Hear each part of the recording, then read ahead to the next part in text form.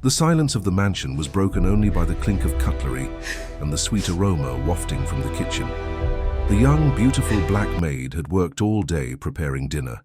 Her eyes shone, believing that, for the first time, she would serve as more than just a tidying and cleaning lady.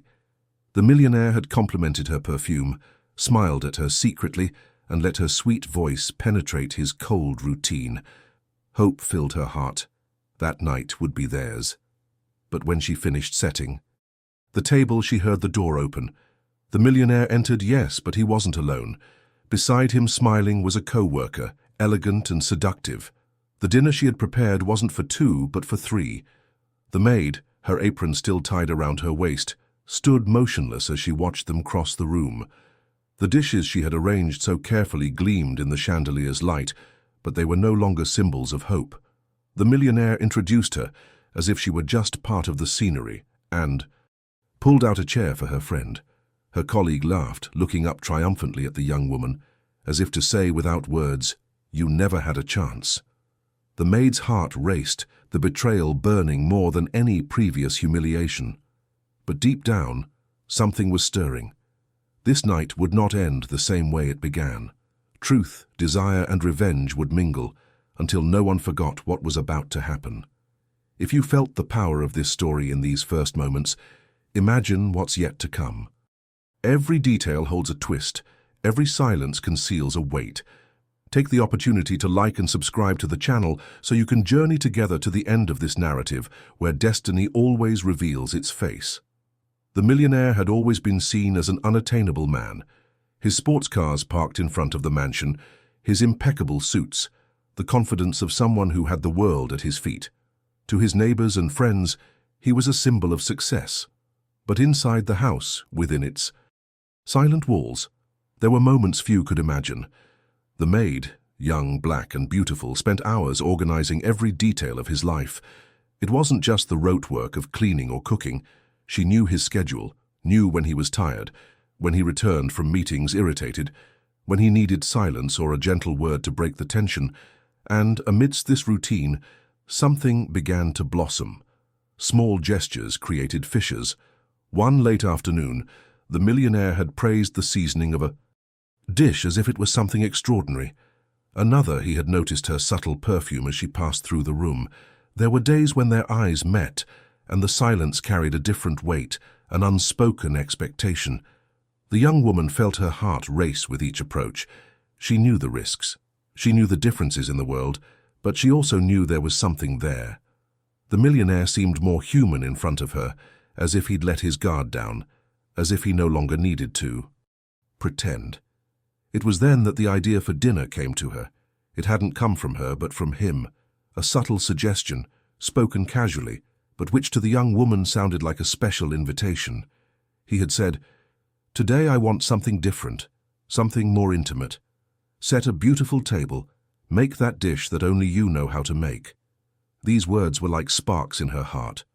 All day long, the young woman worked with redoubled zeal. She chose the best cutlery, polished the crystal glasses, until they gleamed, and placed candles on the table. She prepared the food with trembling hands, not only from the weight of responsibility, but from the hope that grew within her. As the smell of food wafted through the mansion, she dreamed. She imagined the two of them at the table in comfortable silence, sharing something beyond the roles of master and maid. She imagined his smile, perhaps even a toast, a look that confirmed everything she sensed but had never heard in words. The clock was ticking toward the end of the afternoon when she finished. The table was set, dinner served, and her heart was pounding. The sound of the door opening made her palms sweat. He had arrived. The night she had been waiting for was finally beginning. But what the young woman didn't yet know was that this dinner wasn't for two, and the disappointment that awaited her would be more bitter than any poison. The sound of the door echoing through the hall echoed like thunder.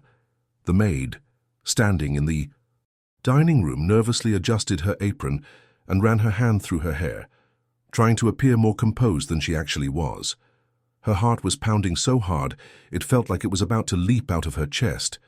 She believed that within moments the millionaire would be surprised by the thoughtfulness of the dinner, and perhaps show his gratitude in a way that went beyond words. But it wasn't just the boss who walked through the door. Beside him appeared an elegant woman in a tight dress, impeccable makeup, and a provocative smile. Her heels echoed against the marble, each step like a stab in the young woman's chest. "This is my friend from work," the millionaire announced loudly, almost triumphantly. "I thought it would be a good night to celebrate."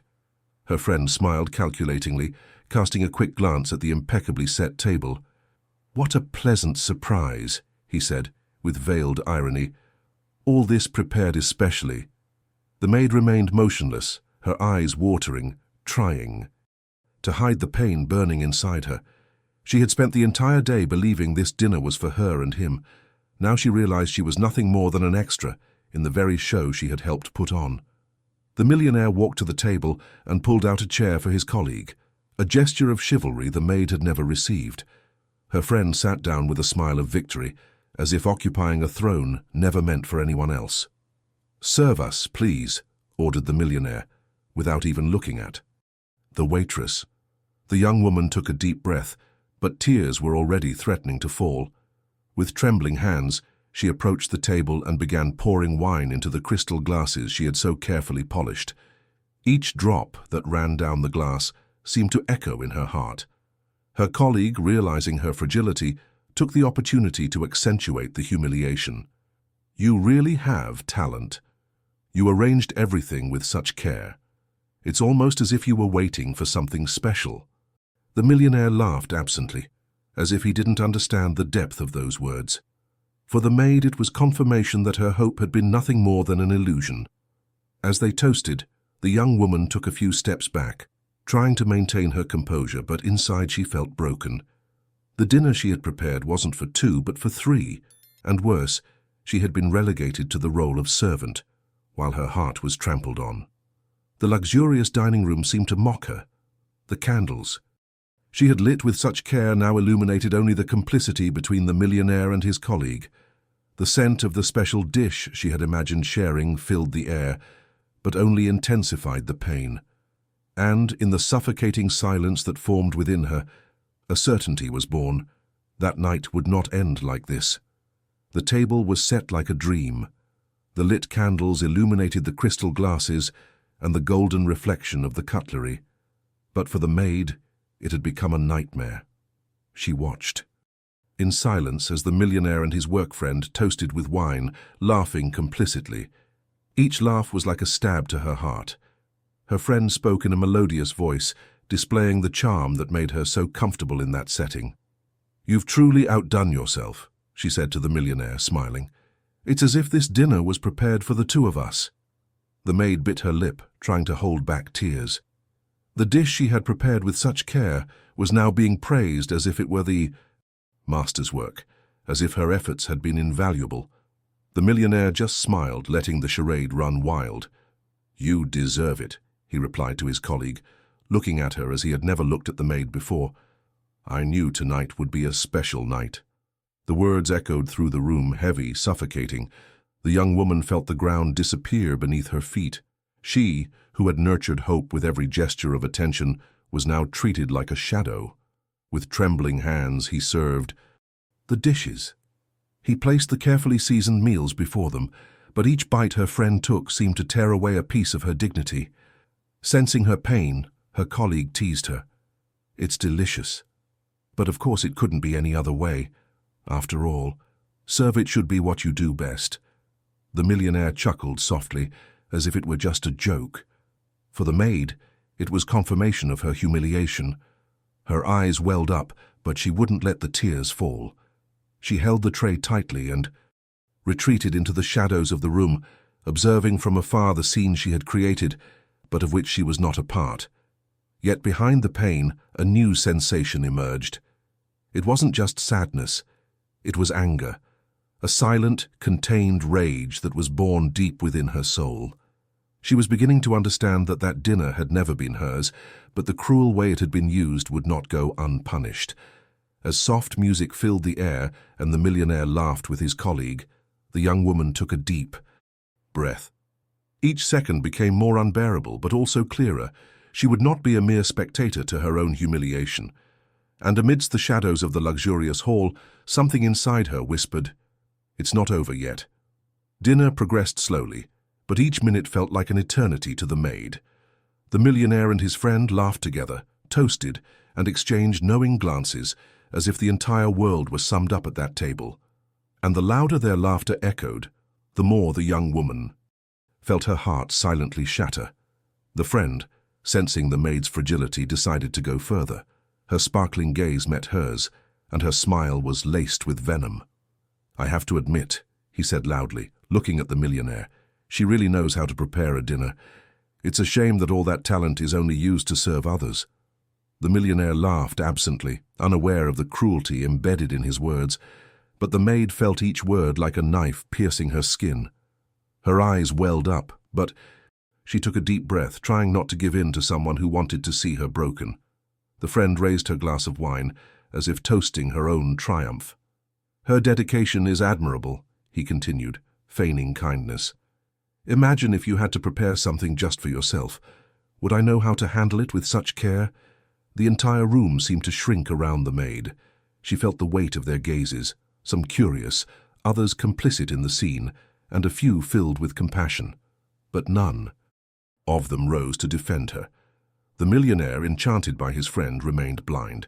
He praised her work stories, laughed at her jokes, and offered her wine like a considerate knight. With each gesture, he distanced himself further from the maid, who had silently nurtured his hopes. The friend, seeing that she was in control of the situation, risked the final provocation. "It's funny, isn't it?" he said, looking directly at the maid.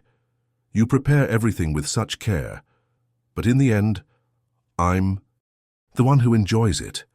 The young woman's silence spoke volumes. There was no longer any hiding the pain, but there was also no denying that something greater was being born within her.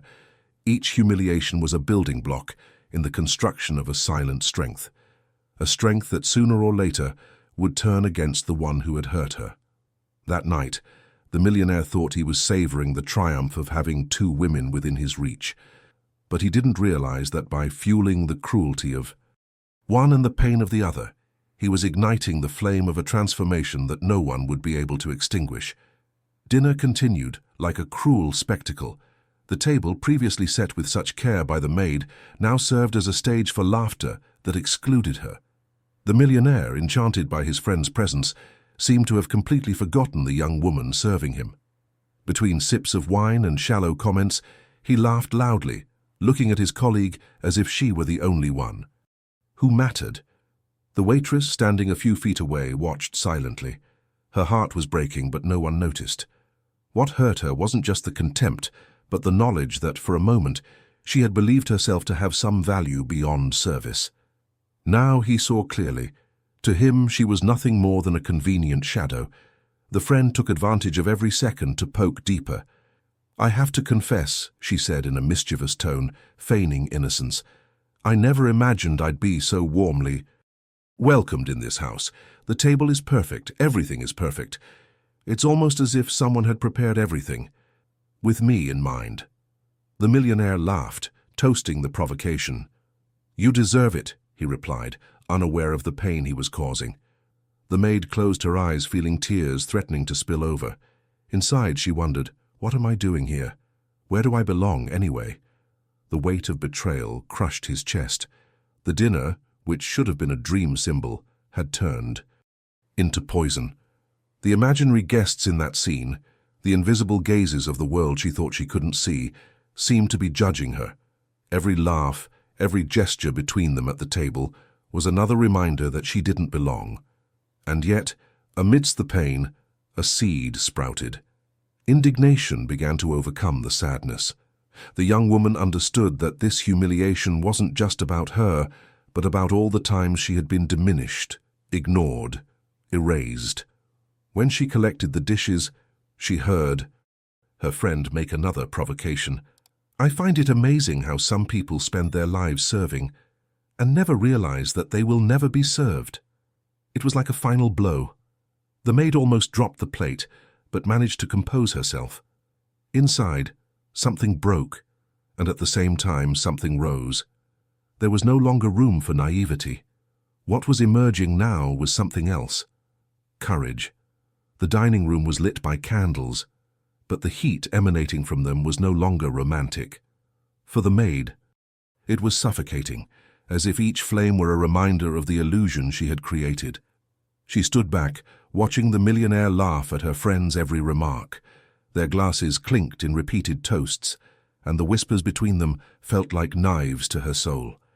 Inside, the young woman was waging a battle. Until a few days ago, she'd believed there was something genuine between them. The lingering glances, the discreet compliments, even the gestures of closeness had planted seeds of hope. She imagined that maybe, just maybe, she could be seen as something other than a maid. But now the scene before her was clear. He'd never committed. He'd merely seduced her silently, nurturing a fleeting desire while reserving his public gestures for someone more convenient. Her friend, growing more comfortable, began talking about business, travel, and future plans with the millionaire. Each sentence was like a wall rising, keeping the maid out. "You know," said his colleague, lightly touching his arm, "you deserve a woman who is worthy of you." The millionaire smiled, agreeing without noticing the invisible arrow that pierced the young woman's heart. She clutched the tray tightly. Her eyes stung, but she held back the tears. The pain was beginning to give way to indignation.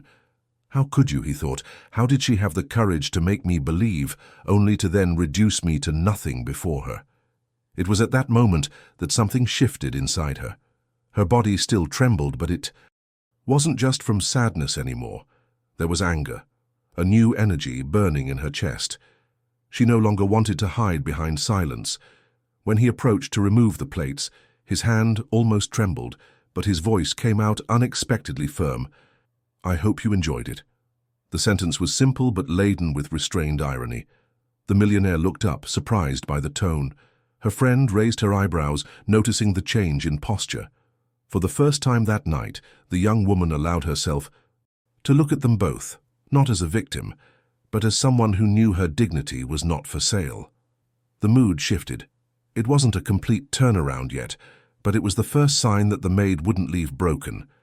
She might have been deceived, but she wouldn't be destroyed. And at that moment, not only courage began to be born, but also the premonition that revenge would have its time. The silence after the maid's sentence, "I hope you enjoyed it," hung over the room like an unexpected shadow.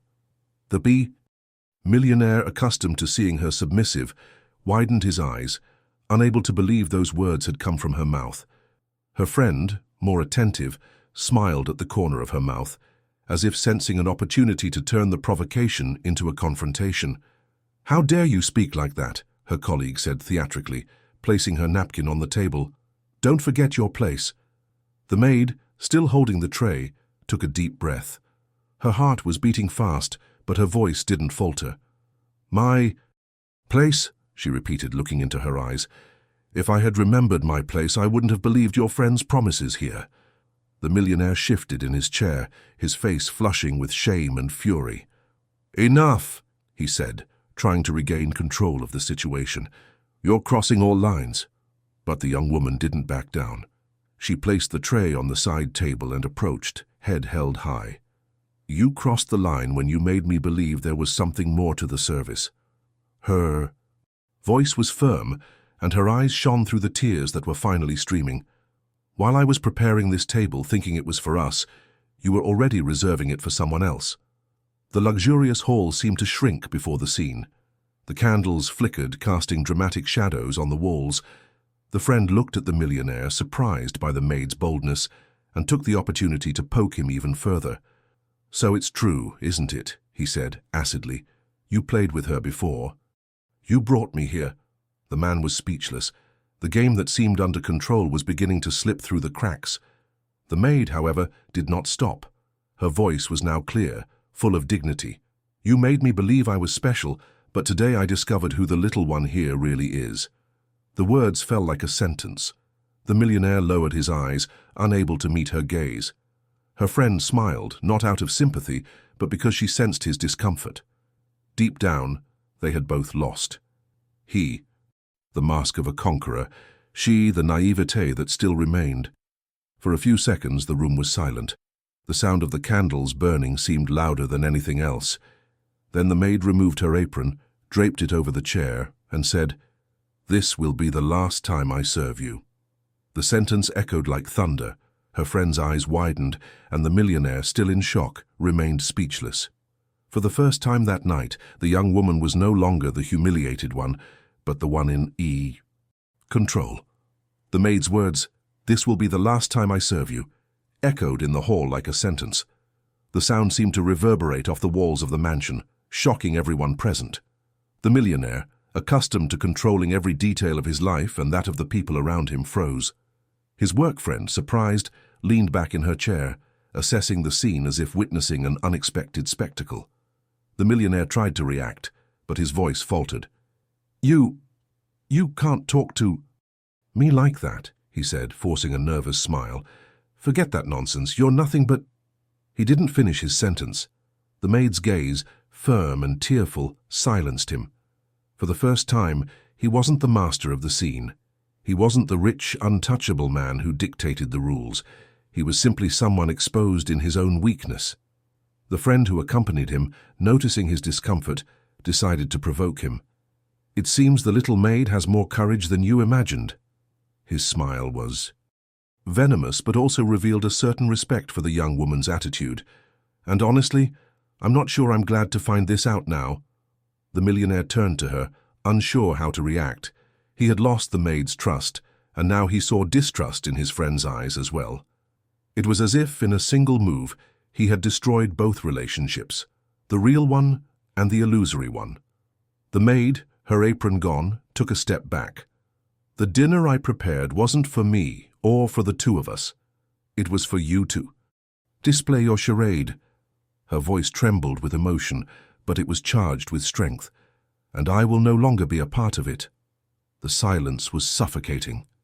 The candles burned, illuminating her face as if transforming her into a symbol of truth in the face of the lies that reigned in that room.